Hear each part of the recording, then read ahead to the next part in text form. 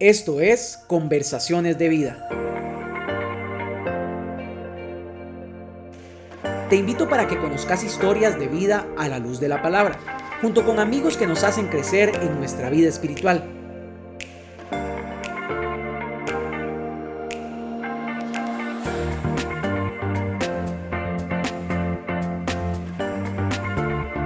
Bienvenidos a otro episodio de Conversaciones de Vida.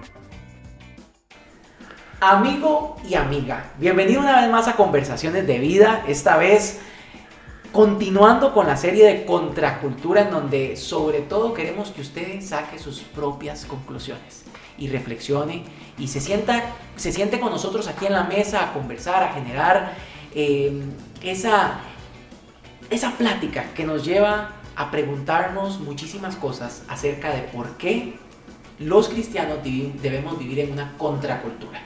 Y para eso hoy traigo a un invitado muy querido aquí en Conversaciones de Vida, fundador del espacio. Don Mau, ¿cómo va todo? Aquí estamos, contentísimo. Qué tiempo ha pasado que no nos reuníamos, ¿verdad? Para tener estas conversaciones necesarias.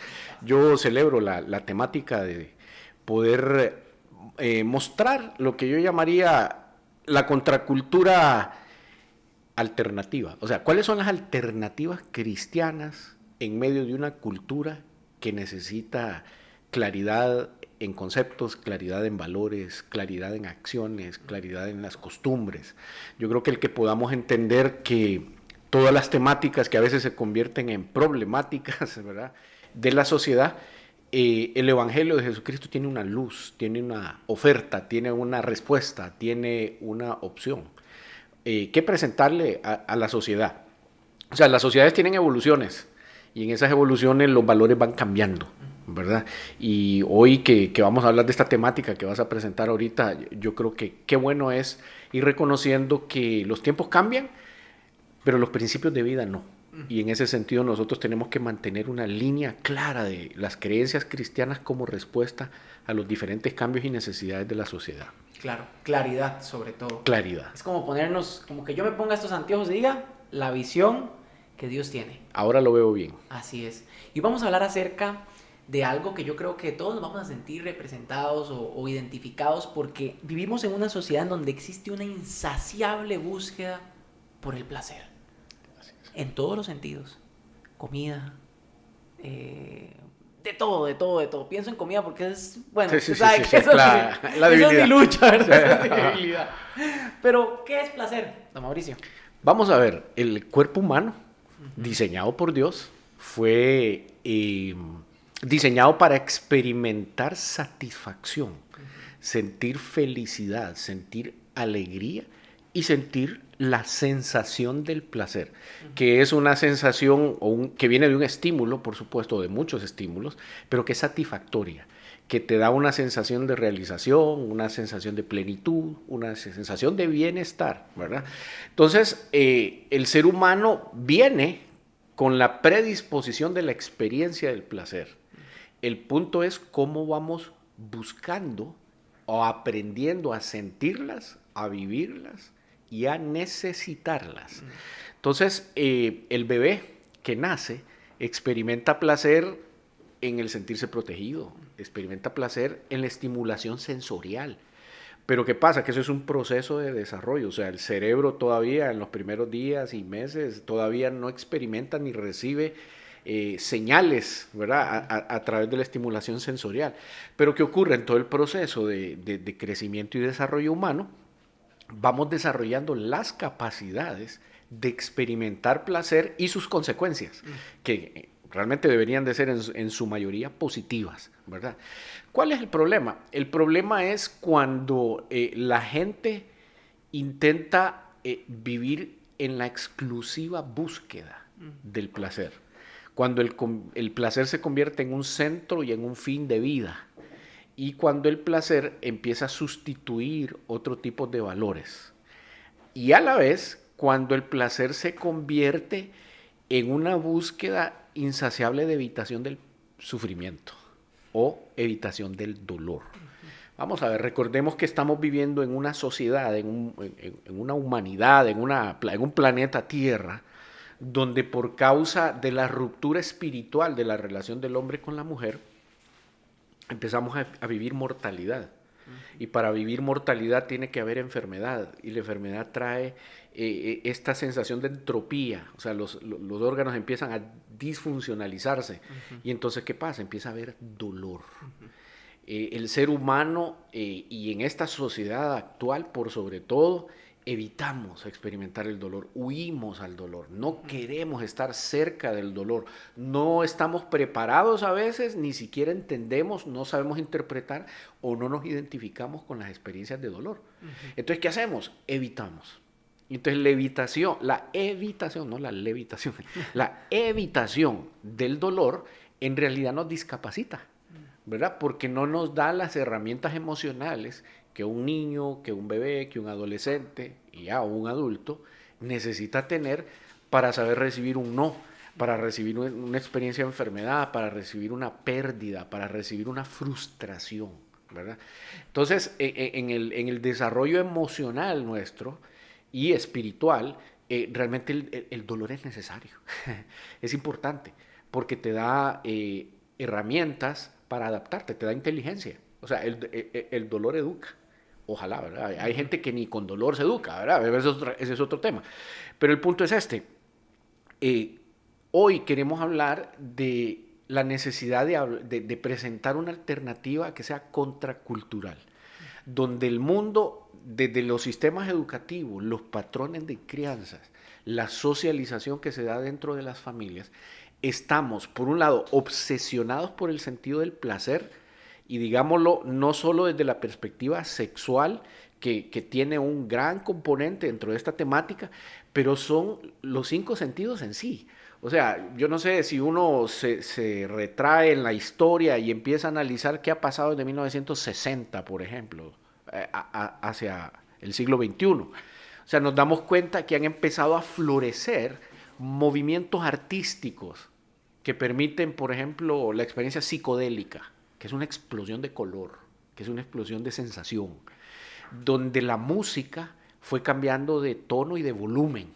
Pero ahora hay que oír fuerte, y la música entonces hay que asociarla con color, porque entonces ya es una estimulación más mixta, ¿verdad? Es visual, pero también es auditiva, pero entonces metámosle un poco de olor y metámosle un poco de tacto, ¿verdad? ¿Y por qué no gusto? Entonces, la comida, ¿verdad?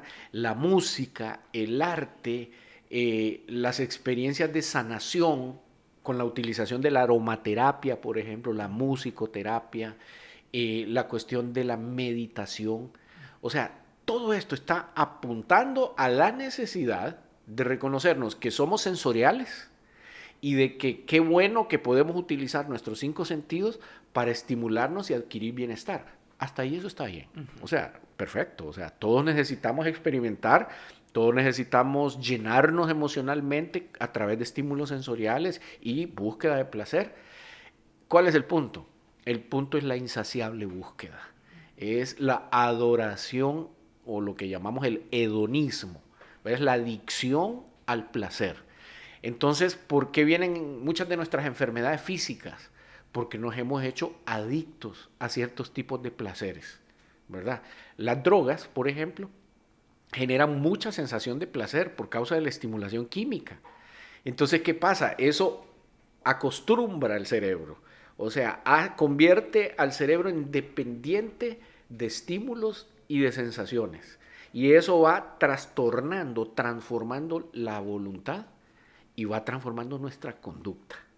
Entonces vamos perdiendo voluntad, y esas cosas por estimulación neuroquímica se convierten en esclavizantes, ¿verdad? Se convierten en cadenas que hacen que nosotros dediquemos más del tiempo de nuestro día en pensar y en tratar de resolver cómo volvemos a experimentar. O sea, realmente yo siempre he dicho, las drogas tienen un diseño maléfico, ¿verdad? Porque realmente son absorbentes, son crónicas, siempre empeoran, siempre tratan de ir buscando cómo la persona se vuelve más dependiente de la sensación. O sea, el crack, la droga del crack es una de las peores, ¿verdad? A veces convierte a las personas en zombies. O sea, ¿quién es un zombie por adicción? Es aquella persona que necesita cada 40 segundos tener una interacción con la droga, para poder estar en esa sensación. Y luego la adrenalina, ¿verdad? Que esto genera, o sea, esa excitación, esa búsqueda permanente de querer encontrar esa experiencia. Entonces, así como la droga, lo mismo el sexo, ¿verdad? Lo mismo la comida, ¿verdad? Lo mismo el trabajo. Hay gente que encuentra placer en el trabajo y podría ser irónico, pero es por esa sensación de satisfacción, de sentido de utilidad, ¿verdad? Entonces la gente encuentra placer y deberíamos de encontrar placer pues en casi cada cosa que hagamos, por supuesto. Insisto, el problema es la insaciable necesidad. Eso por un lado. Enfocándolo por otro ángulo, el ángulo de los valores. O sea, los valores son satisfactores de necesidades en el ser humano. Y uno puede convertir el placer en un supravalor, en un supervalor, exaltarlo por sobre otros, como una única fuente o la única fuente de experimentar plenitud o sentido de pertenencia o sentido de utilidad.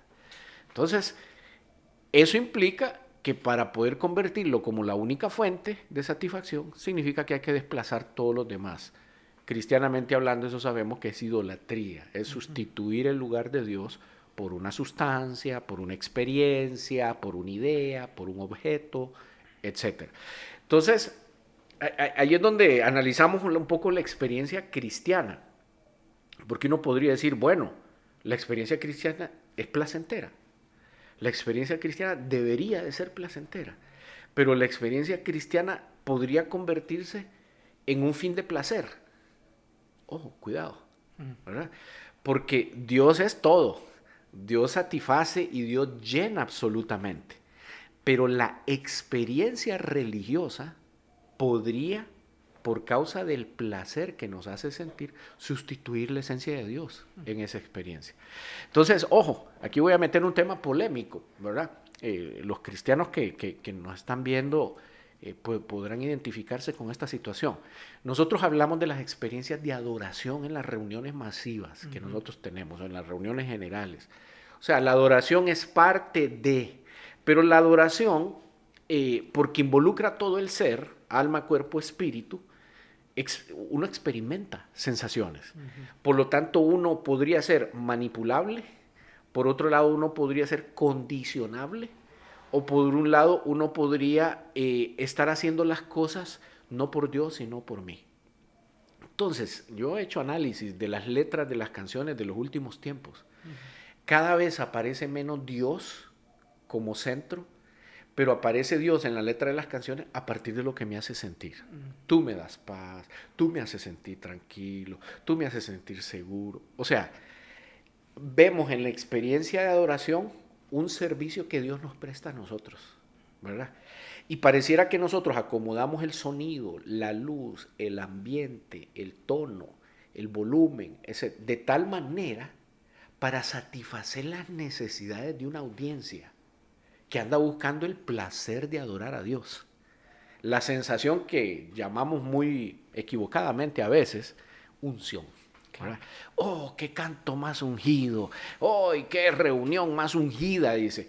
Y a veces en realidad no tiene nada que ver con la participación y presencia de Dios, sino que tiene que ver con cómo se agarraron todas estas variables sensoriales que produjeron una experiencia placentera. Entonces, si produjeron esa experiencia placentera, esto estuvo bueno. O sea, Dios estuvo presente. Si no, entonces no. Entonces ahí tenemos que tener muchísimo cuidado, porque el placer que viene de la adoración en realidad surge más bien del respeto y del temor a Dios. O sea, que es diferente.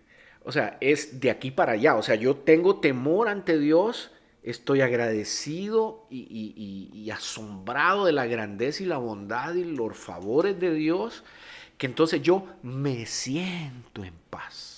Me siento libre. Cuando Dios me sana, cuando Dios me provee, cuando Dios ha puesto su interés específico en mi circunstancia y yo lo siento y lo veo, wow, yo me siento bien. Pero eso es diferente a que póngame la cancioncita aquella que es bien movida y que ¿cómo es? Me estimula la adrenalina y me hace saltar y me hace brincar. Y entonces, ojo, ahí hay que tener muchísimo cuidado. Porque de repente muchas veces lo que tenemos son buenos facilitadores de experiencia sensorial y no necesariamente facilitadores de encuentros con Dios. Claro. Entonces, allí es contracultura. Y estoy hablando de una contracultura ya interna a nosotros los cristianos. Sí. O sea, no estoy metiendo aquí a la gente del mundo que no le interesa Dios. No, estoy hablando de cómo nosotros, los cristianos, podemos convertirnos en adictos a la adrenalina dentro de nuestra experiencia religiosa. Claro. Y eso es hedonismo. Entonces, yo voy a la iglesia por la experiencia del placer. Exacto. Claro. Y creo que hay un punto muy importante que usted tocaba y es el hecho de que tenemos en la posición número 1 la búsqueda de placer. Cuando en realidad mi pregunta sería, bueno, si no debe estar de número 1, porque ya sabemos lo que puede pasar, inclusive dentro de la iglesia, porque una persona que tiene de número 1 el placer en su vida, va a buscar eso en la iglesia, o va a buscar eso en una relación. Entonces no va a saber esperar, no va a saber vivir algo de acuerdo a la voluntad de Dios y eso con muchos otros temas.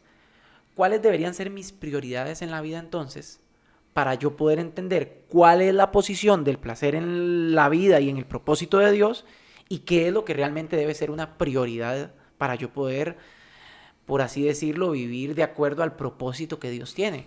Sí, mira, vamos a ver. Tal vez es una explicación bien amplia, ¿verdad?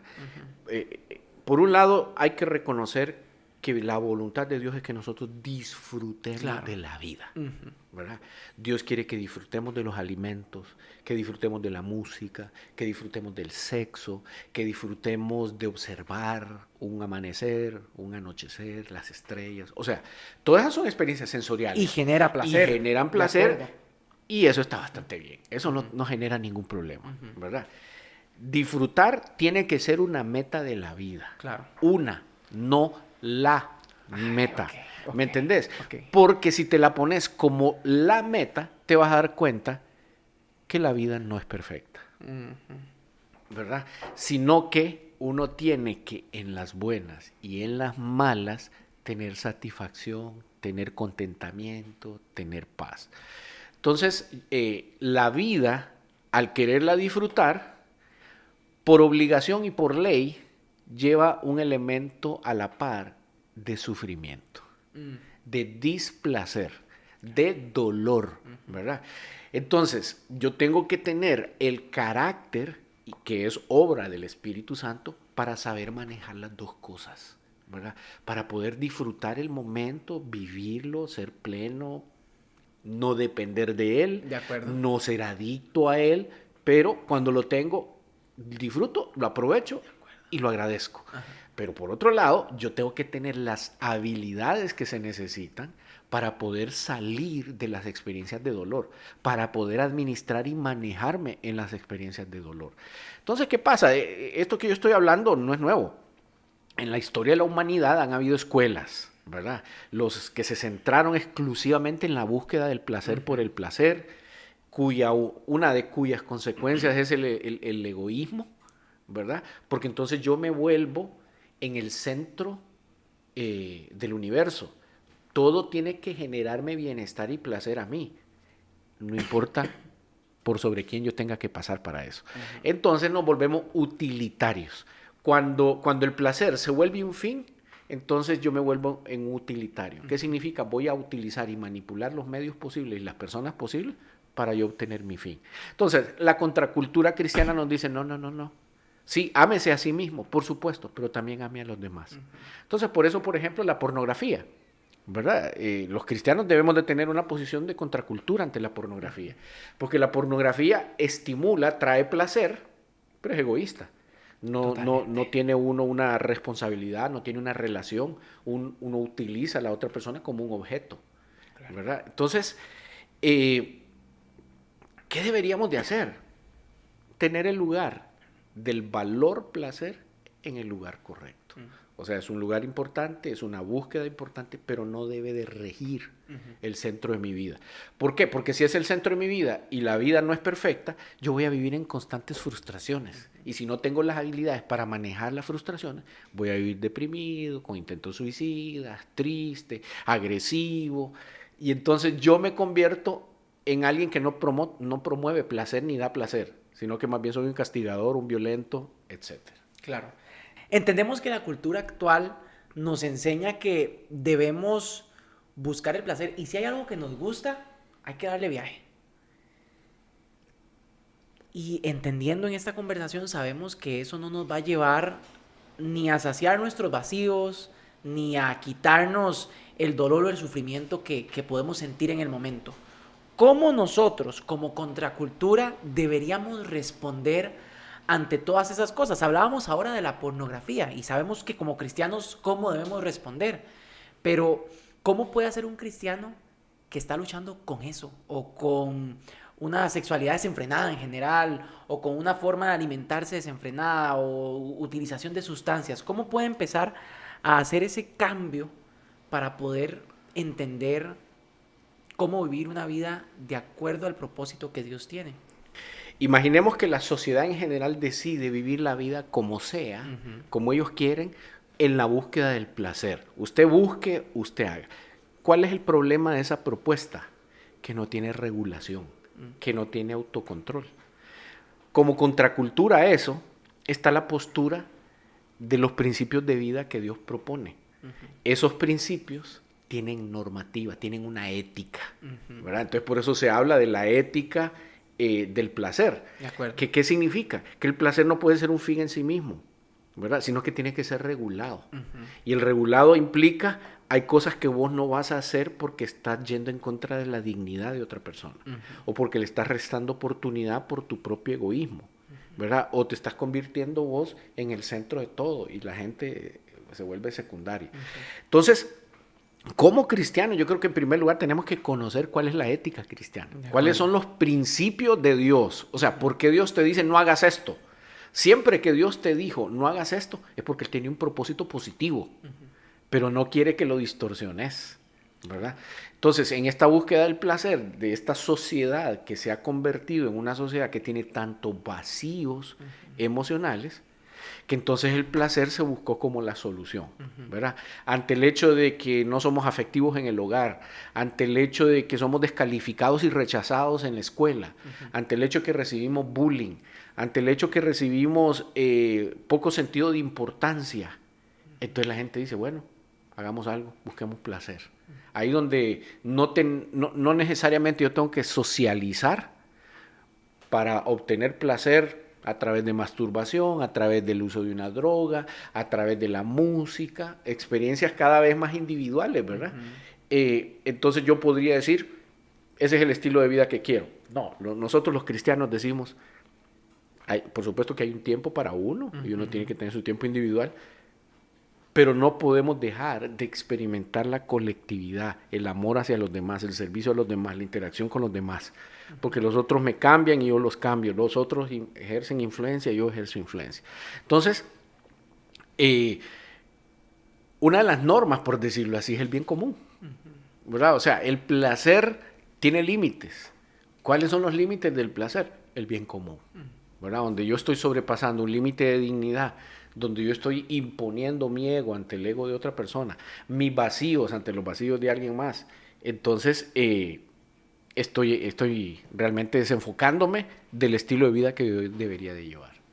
Claro, yo creo que es importante y creo que algo que usted mencionaba ahora es la importancia de entender qué es lo que dice Dios, cuál es esa ética que enseña la palabra y pienso que la palabra es como un martillo, puede destruir aquellos pensamientos o aquellas cosas que estaban equivocadas, pero el martillo también funciona para construir cosas nuevas. ¿Cómo alguien que quiere empezar a construir esa nueva cosmovisión que agrade a Dios puede iniciar a acercarse a Dios, a la palabra? Ok, vamos a ver, si lo vemos históricamente, en el Antiguo Testamento, en el libro de Levítico, Dios, que estaba preparando la creación de un pueblo, empieza a darle normas. En Egipto habían sido esclavos y no tenían una unidad legal de normas. Entonces Dios dice, ok, para llevar el estilo de vida que trae bienestar a todo mundo, ustedes tienen que seguir estas normas. ¿Cuáles eran esas normas? No tenga relaciones con la mujer de su hermano o con la de su papá. No tenga relaciones con un animal, ¿verdad? Mantenga la higiene. O sea, 10.000 leyes. De acuerdo. Ok. Que fue difícil que la gente la respetara porque la tenían en la mente, pero no las tenían en el corazón. Históricamente, en el Nuevo Testamento, ocurrió un fenómeno absolutamente increíble, que es la llegada de la presencia del Espíritu Santo a nuestra vida. ¿Para qué? Para darnos carácter. ¿Cuál carácter? El carácter que hace posible vivir los principios de vida de Dios y mantener la ética, las normas de esos principios. Entonces, ese carácter es amor. Entonces, ante la búsqueda desmedida del placer, yo tengo una vacuna, el amor. ¿Qué significa? El amor no va a provocar la destrucción de otro. El gozo. Si yo tengo gozo, yo no necesito una sustancia química para estimularme. Si yo tengo paz, yo no necesito un tranquilizante sexual ni químico para sentirme bien, ni alcohol. Paciencia. O sea, yo no necesito canalizar mis ansiedades a través de la música. ¿Me entiendes? Aunque tiene un efecto moderado y positivo, pues está bien. La fe, ¿verdad? Tener fidelidad. O sea, en el carácter, fe no solo es creer, es también mantenerte firme en estos principios. ¿Qué pasa? La búsqueda del placer muchas veces te hace romper lealtades matrimoniales, de noviazgo, de amistad, de tu propia dignidad personal. Mansedumbre, ¿qué significa? Un chavalo apacible, una persona tranquila, que sabe responder sin orgullo. ¿Cuándo yo puedo tener eso? Bueno, la mansedumbre se pierde por frustración. O sea, si a mí me niegan un placer, algo que yo necesito, algo que yo quiero o algo de lo que soy adicto, yo pierdo la mansedumbre, la tranquilidad, ¿verdad? Y ahí viene el otro elemento, que es templanza o dominio propio, ¿verdad? El saber detenerte y decir, yo no permito que esto me controle, yo voy a controlar. Entonces, eso que yo acabo de mencionar en una larga lista es una obra espiritual. Entonces, la contracultura cristiana implica que nosotros los cristianos empezamos a vivir ese nuevo estilo y diferente estilo de vida a consecuencia de una experiencia sobrenatural, no de una experiencia química, ¿verdad? Entonces, lo químico versus lo espiritual, ¿verdad? La dependencia de objetos versus la dependencia de Dios. Claro. ¿Y por qué vamos a depender de Dios? Porque alguien podría decir, al final de cuentas son dependientes. Chavalos, porque Él es el creador. Él nos hizo y dependemos de Él. ¿Me entendés? Es diferente. Claro. Diferente que nosotros nos sometamos a la voluntad de algo que ha sido creado, a que nosotros nos sometamos a la voluntad de quien nos creó. Eso es una contracultura. Creo que el vivir en contracultura requiere de eso, de acercarnos a Dios, de querer conocerle y sobre todo de aprender en su palabra. Pero como hablábamos al inicio, estas conversaciones, Don Mau, no solo quieren generar conclusiones aquí, sino que la gente pueda sacar sus propias conclusiones. Exacto. Así que, por último, bueno, yo le he hecho muchas preguntas a usted, pero me gustaría que finalizáramos usted haciéndole una pregunta a la persona que nos escucha. ¿Qué pregunta le puede hacer usted a la gente para que se vaya con las ganas de reflexionar acerca de si están viviendo una vida de contracultura o si se están adaptando a la cultura actual? Ok. Yo le diría, si pudieras hacer una lista de lo que te es placentero, de cuáles de esas cosas sos dependiente. Y sos dependiente de tal manera que has perdido libertad, ¿verdad? Porque solo cuando reconocemos que tenemos un problema es que podríamos nosotros buscarle una solución y resolverla. De acuerdo. ¿Verdad? Y aquí en medio de esta sociedad posiblemente nos estamos dando cuenta que A veces hay placeres, voy a mencionar uno como el control. Hay gente que es obsesionada por el control, porque obtienen el placer de la paz. Se vuelven controladores porque vencen sus inseguridades. Entonces, si ese fuera el placer que alguien ahorita en la audiencia pudiera estar experimentando, la pregunta es, ¿por qué te controla? ¿Por qué te controla tu deseo de controlar? ¿Verdad? ¿Por qué te genera placer controlar? ¿Y cuál debería de ser realmente la actitud que yo diría correcta? ¿Verdad? Es realmente soltar, experimentar, ser libre. Ser libre. Porque el que controla no es libre.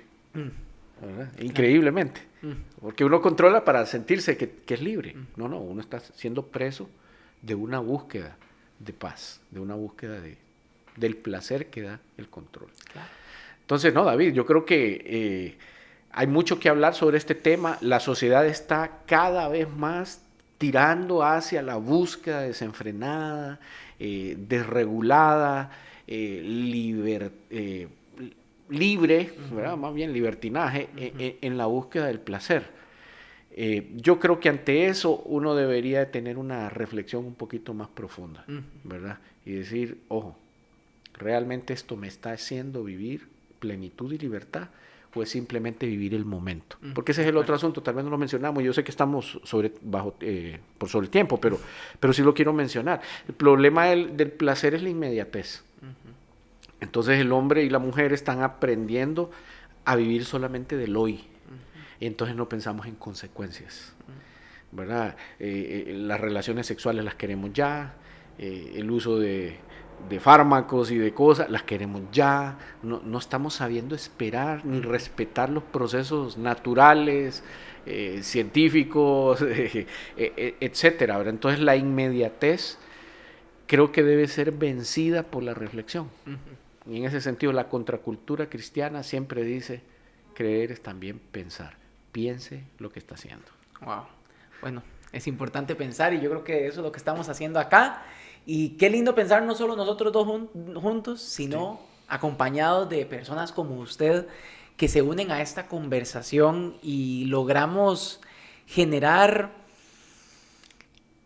esas ganas de reflexionar y acercarnos a un Dios que está cerca y que quiere que vivamos una vida en libertad y una verdadera libertad. Don Mau, muchísimas gracias por estar acá, de verdad.